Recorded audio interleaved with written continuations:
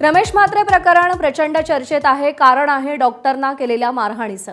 रमेश म्हात्रेवरती एकूण 18 गुन्हे दाखल असून पोलिसांच्या रेकॉर्डवरील सराईत गुन्हेगार असलेल्याची माहिती एबीपी माझाच्या हाती लागली आहे। नगरसेवक रमेश म्हात्रेवरती एकूण 18 गुन्हेगारी खटले दाखल असून ते पोलिसांच्या रेकॉर्डवरचे सराईत गुन्हेगार आहेत अशी माहिती मिळतेय। सुरेश काटे आपले प्रतिनिधी आपल्याला अधिक अपडेट देतील। सुरेश, 18 गुन्हे दाखल आहेत सुरेश म्हात्रेवर। कोणकोणत्या प्रकारचे गुन्हे दाखल आहेत आणि पोलिसांच्या रेकॉर्डवरचा गुन्हेगार लोकप्रतिनिधी कसा होतो हा महत्त्वाचा प्रश्न आहे।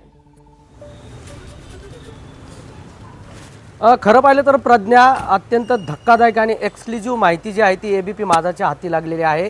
जवळपास 1980 ते 2026 पर्यंत रेकॉर्डवरचा गुन्हेगार म्हणून रमेश म्हात्रे जो आहे तो आता समोर आलेला आहे। त्याचं सर्व रेकॉर्डच आपल्या हाती लागलेलं आहे। त्यामुळे त्याच्यावरती दंगल घडवणं किंवा दंगल घडवणं, हत्या करणं, हत्याचा प्रयत्न करणं किंवा जमावबंदी करणं, सरकारी कामात अडथळा निर्माण करणं, असे वेगवेगळे गुन्हे जे आहेत ते दाखल करण्यात आलेले आहेत।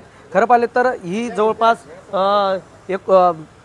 1980 पासून तर आत्तापर्यंत 2026 पर्यंतचे जे वेगवेगळे गुन्हे जे आहेत त्या गुन्ह्याची अगदी लिस्ट ती आपल्या हाती लागलेली आहे। आणि आत्ता आपण जर पाहिलं तर रमेश म्हात्रे जे आहेत त्यांना कल्याण न्यायालयामध्ये हजर करण्यासाठी पोलीस यंत्रणा जी आहे ती घेऊन चाललेली आहे। आपण बघू शकतो या ठिकाणी आता रमेश म्हात्रे यांना कल्याण न्यायालयामध्ये हजर करणार आहेत आणि जवळपास 2:45च्या दरम्यान न्यायालयासमोर त्यांना हजर करतील। खरं पाहिलं तर कालच त्यांना प्रेस व्हिडिओ कॉन्फरन्सद्वारे त्यांना कोर्टात हजर करणार होते, मात्र ते शक्य झालं नाही। न्यायालयाने त्यांना, पोलिसांनी असतील किंवा त्यांचे वकील असतील, त्यांना फटकारला आणि त्यांनी सरळ सांगितलं की जोपर्यंत रमेश म्हात्रे आमच्या समोर हजर होत नाही तोपर्यंत रमेश म्हात्रेला आम्ही कुठली सुनावणी जी आहे ती देणार नाहीत, अशी माहिती देखील त्यांनी दिली होती।